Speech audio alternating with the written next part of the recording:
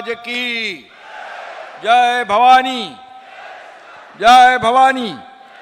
भारत माता की, भारत माता की। अच्छा, पद्मश्री डॉक्टर विठ्ठलराव विखे पाटील आणि पद्मविभूषण डॉक्टर बाळासाहेब विठ्ठलराव विखे पाटील यांच्या स्मृतीला विनम्र अभिवादन करतो।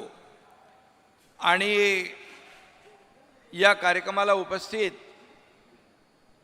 केंद्रीय गृहमंत्री आणि सहकारिता मंत्री, खरं म्हणजे आपण त्यांना देशाचे फौलादी गृहमंत्री म्हणतो, ते आज या ठिकाणी या कार्यक्रमाला उपस्थित आहेत। मी आपल्या सगळ्यांच्या वतीने त्यांचं मनापासून स्वागत करतो, मनापासून त्यांचं अभिनंदन करतो। आपले लोकप्रिय मुख्यमंत्री देवेंद्र फडणवीस साहेब, आमचे सहकारी उपमुख्यमंत्री अजितदादा पवार, सहकार मंत्री केंद्रीय मुरलीधर मोहोळजी, ज्यांनी या कार्यक्रमाचं आयोजन केले ते जलसंपदा मंत्री आणि पालकमंत्री राधाकृष्ण विखे पाटीलजी, महसूल मंत्री चंद्रशेखर बावनकुळेजी, प्रदेशाध्यक्ष रवींद्र चव्हाणजी, गिरीश महाजनजी, पंकजताई आमच्या तिकडे, पंकजताई मुंडेजी, जयकुमार गोरे, सहकार मंत्री बाबासाहेब पाटील आणि सुजय विखे पाटील, मोनिकाताई राजळे, विठ्ठलराव लंगे, आमदार अमोल खताळ, काशीनाथ दाते, आशुतोष काळे, विक्रम पाचपुते, किरण लामटे, सर्व व्यासपीठावरील सन्माननीय मान्यवर आणि उपस्थित सर्व लाडक्या बहिणी इकडे समोर आहेत आणि लाडके भाऊही आहेत आणि लाडके शेतकरी बांधव भगिनी आणि पत्रकार मित्रांनो, खरं म्हणजे महाराष्ट्र आपली जी भूमी आहे यामध्ये सहकाराचं एवढं मोठं जाळं आणि मुळं एवढी खोलवर आहेत आणि इथूनच देशभर ती फोपावली गेली। खरं म्हणजे सहकारिता के माध्यम से देश की समृद्धि का संकल्प लेने वाले और किसानों के जीवन में क्रांति लाने वाले और क्रांति लाने के लिए मिशन मोड पर कार्यरत रहने वाले अमित भाई, मैं आपका फिर एक बार इस महाराष्ट्र की धरती पर हृदय से स्वागत करता हूँ। आपको बहुत बहुत अभिनंदन करता हूँ आपका। आज खरं म्हणजे सहकार क्षेत्रातल्या दोघा महान पिता पुत्रांच्या पूर्णाकृती पुतळ्याचा हा संपन्न सोहळा होतोय। हा सोहळा म्हणजे प्रवरानगर लोणी परिसर हा महाराष्ट्राच्या सहकार इतिहासातलं हे खऱ्या अर्थाने आजचा ऐतिहासिक दिवस आहे। सुवर्णाक्षराने लिहून ठेवावा असा दिवस आहे, असं म्हटलं तर वावगं ठरणार नाही। आणि याच भूमीतून मगाशी मी म्हटलं, महाराष्ट्रातल्या नाही देशाला सहकाराचा वारसा मिळाला। या भूमीने दाखवलं शेतकरी संघटित होऊन आणि एकजुटीने क्रांती घडवू शकतो। इथूनच याची सुरुवात झाली। पद्मश्री डॉक्टर विठ्ठलराव विखे पाटील यांनी लोणीला पहिला सहकारी साखर कारखाना उभारून सहकाराची क्रांती घडवून आणली। शेतकऱ्यांच्या घामाला योग्य मोबदला मिळावा, त्यांच्या पिकाला चांगला भाव मिळाला पाहिजे, त्यांची मुलं शिक्षण घेऊन पुढे जावीत म्हणून विठ्ठलरावांनी संपूर्ण आपलं आयुष्य वेचलं। आणि त्याचबरोबर हाच वारसा लोकनेते बाळासाहेब विखे पाटील यांनी जीवापाड जपला। त्यांनी फक्त सहकार शेतीपुरतं मर्यादित न ठेवता प्रवरा मेडिकल कॉलेज असेल, प्रवरा कोऑपरेटिव्ह बँक असेल, शैक्षणिक संस्था, कृषी व आरोग्य प्रकल्प यांच्या माध्यमातून संपूर्ण अहिल्यानगर जिल्ह्यालाच खऱ्या अर्थाने नवसंजीवनी दिली आहे असं म्हटलं तर वावगं ठरणार नाही.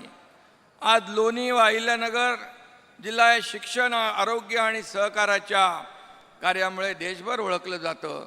विठ्ठलरावांचा, बाळासाहेबांनी वारसा खरं म्हणजे आमच्या मंत्रिमंडळातील सहकारी राधाकृष्ण विखे पाटील यांनी सुद्धा जपला आहे आणि पुढं आपला सुजय पण त्याचा वारसा पुढे नेतो आहे, याचा आपल्या सगळ्यांना अभिमान आहे. विठ्ठलराव यांनी या पहिल्या सहकारी साखर कारखान्याची इन्व्हेस्टमेंट केली. ती सामाजिक जाणीवेची होती, माणुसकीची होती आणि खऱ्या अर्थाने सहकार्याची होती. आज ही गुंतवणूक आज 2 पिढ्यानंतर देखील आपण फोपावलेली पाहतोय आणि याचा वटवृक्ष झालेला आपण पाहतोय. आणि म्हणून आज लोणी प्रवरानगर हे राज्यातच नाही तर देशात ग्रामीण विकासाचं मॉडेल म्हणून ओळखलं जातं, याचा देखील आपल्याला सार्थ अभिमान आहे. लोकशाही, चारित्र्य, बंधुभाव, शांतता, प्रगती ही तत्व म्हणजे सहकाराचा खरा आत्मा आहे. हाच आत्मा महाराष्ट्राने अनेक वर्ष जीवापाड जपलेला आहे. देशाला महासत्ता करण्याचा निर्धार केलेल्या आदरणीय प्रधानमंत्री नरेंद्र मोदीजींनी सुद्धा सहकाराचं महत्त्व किती आहे हे ओळखलं आणि पूर्वी सहकारामध्ये काय चालत होतं, काय होत होतं हे देखील ओळखलं. त्यामुळेच केंद्रात देखील सहकार खातं पहिल्यांदा निर्माण केलं आणि त्याची जबाबदारी गृहमंत्री अमित शाह साहेबांवर दिली. हा देखील एक मोठा इतिहास आहे. आणि म्हणून अमित भाईंसारख्या सामर्थ्य आणि कर्तृत्ववान नेत्याच्या हातात जबाबदारी आल्यानंतर त्यांनी जसं मोदीजींच्या नेतृत्वाखाली काश्मीरमधली 370 धारा हटवण्याचं ऐतिहासिक काम केलं आणि त्याच आत्मीयतेने, उसी आत्मीयता से किसानों की प्रगति के लिए भी अमित भाई काम कर रहे. ये बार बार उन्होंने अपने कार्यशैली से दिखाया है. आणि म्हणून देश की आंतरिक सुरक्षा को मजबूत रखते हुए, नक्सलवाद का खात्मा करते हुए देश के सहकारिता भी सशक्त करने का अमित भाई का दृढ़ निश्चय है, संकल्प उन्होंने किया है. इतने निश्चयी, कणखर और दूरदर्शी गृह मंत्री और सहकारिता मंत्री आपल्याला भेटलेत, हे आपलं भाग्य आहे. आपल्या सगळ्यांना त्यांच्याबद्दल अभिमान आहे, गर्व आहे. आणि म्हणून मी खरं म्हणजे त्यांचं पुन्हा एकदा अभिनंदन करीन. आणि सहकार चळवळीला बदनाम करायचं आणि निस्तेज करायचं आणि नंतर सगळं हडप करायच्या वृत्तीलाही अमित भाईंनी चाप लावलेला आहे. अमित भाई यांनी बेशिस्ती, एकाधिकारशाहीला देखील लगाम घातलाय. वर्षानुवर्ष भाकरी फिरत नाही, त्यामुळे ती करपते. ही भाकरी फिरवण्याचं काम देखील अमित भाईंनी उत्कृष्टरित्या केलं आहे. त्याबद्दल देखील त्यांना धन्यवाद. कोणत्याही क्षेत्रात बदल नसतील तर ते क्षेत्र संपायला, रिफॉर्म्स नसतील तर ते क्षेत्र संपायला वेळ लागत नाही. आणि म्हणून आज सहकार क्षेत्र अमित भाईंच्या नेतृत्वाखाली बदलतं आहे. या क्षेत्राची आधुनिकतेकडे वेगाने वाटचाल सुरू आहे. ते गृहमंत्री असले तरी सुद्धा त्यांना शेतीबद्दल, शेतकऱ्यांबद्दल खूप आस्था आहे, प्रेम आहे. आणि शेतीमध्ये देखील नवीन बदल घडले पाहिजे असं त्यांचं म्हणणं असतं. आणि म्हणून सतत नव्याच्या शोधामध्ये असताना नवीन काहीतरी केलं पाहिजे अशी भावना असताना जुन्या परंपरा आणि नवं तंत्रज्ञान, नवं संशोधन याची सांगड घालण्याचा प्रयत्न त्यांनी नेहमी केलेला आहे.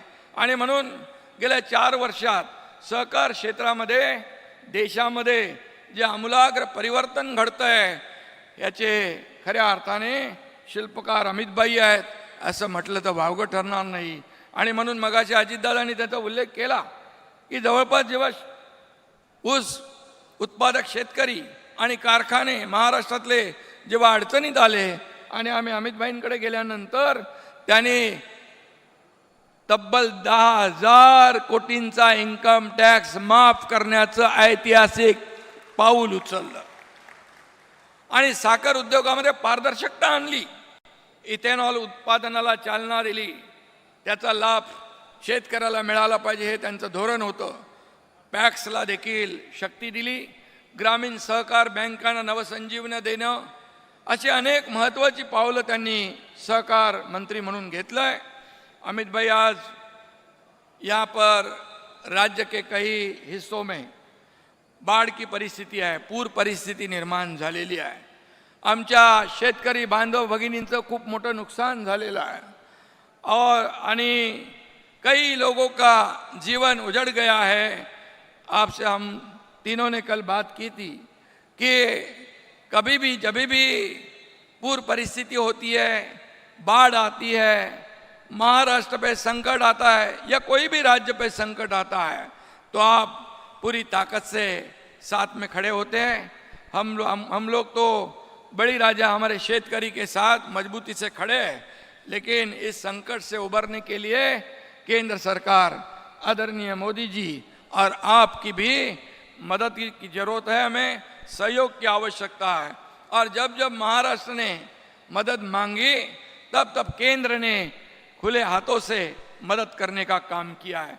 हमें पूरा विश्वास है, जरूर हमें महाराष्ट्र को किसानों के लिए जरूर आपके केंद्र सरकार से सहयोग मिलेगा. आपल्याला विश्वास आहे की केंद्र सरकार नेहमी आपल्या पाठीशी उभं राहिलंय.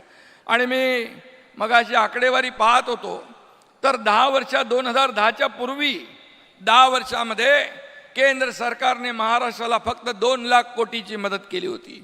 परंतु 2014 नंतर प्रधानमंत्री मोदीजी आल्यानंतर या महाराष्ट्राला अनेक प्रकल्पामध्ये दुप्पट तिप्पट चौपट नाही तर 5 पट 10 लाख कोटीची मदत महाराष्ट्राला केंद्राने केलेली आहे. आणि म्हणून त्यांचे आपण आभार मानूया. सहकार म्हणजे सामाजिक जबाबदारी. सहकार चळवळीचं हे तत्व जे आहे अमित भाईंच्या नेतृत्वाखाली सहकार विभागाने जिवंत ठेवलेलं आहे. आणि म्हणून सहकार क्षेत्राला परिणामकारक आणि लोकाभिमुख झालं पाहिजे. सर्वसामान्य माणसाला न्याय मिळाला पाहिजे. जी काय पूर्वीची मक्तेदारी आहे ती संपुष्टात आली पाहिजे आणि सर्वांना, शेतकऱ्यांना त्याचा थेट लाभ झाला पाहिजे. अशा प्रकारचं काम या ठिकाणी अमित भाईंनी सुरू केलेलं आहे. आणि म्हणूनच यामध्ये आता गरज आहे ग्रामीण भागातल्या तरुणांमध्ये पुन्हा नवी उमेद, आत्मविश्वास जागवण्याची. आणि म्हणूनच या ठिकाणी मी पुन्हा एकदा स्वर्गीय विठ्ठलराव आणि बाळासाहेब विखे पाटील यांनी खऱ्या अर्थाने समृद्धीसाठी सहकाराचा मार्ग दाखवला. तो मार्ग आपल्याला आणखी मोठा आणि प्रशस्त करायचा आहे. विठ्ठलरावांना आणि बाळासाहेबांना हीच खरी श्रद्धांजली ठरेल असं मी या ठिकाणी नमूद करू इच्छितो. आणि बिना सहकार नाही उद्धार. आणि म्हणून सहकाराच्या माध्यमातून देश आत्मनिर्भर होईल, महाराष्ट्र आत्मनिर्भर होईल आणि प्रधानमंत्री मोदीजींचं आत्मनिर्भर भारताचं स्वप्न साकार होईल. आणि त्यासाठी आपण एक दिलाने काम करूया. पुन्हा एकदा अमित भाईंना धन्यवाद. जय हिंद, जय महाराष्ट्र, जय सहकार.